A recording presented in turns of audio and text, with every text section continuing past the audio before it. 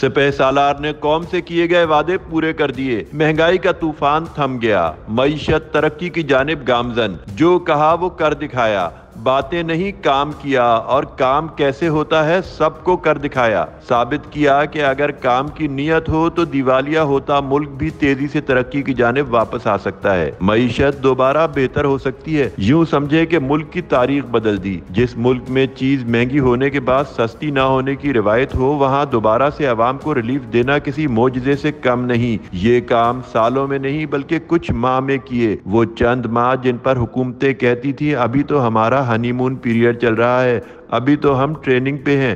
سپہ سالار نے ثابت کیا کہ ویژنری قیادت ہو تو ہر کام ممکن ہے، کچھ بھی ناممکن نہیں، صرف قیادت کا فقدان ہے، ویژن کا فرق ہے، وسائل کی کمی نہیں۔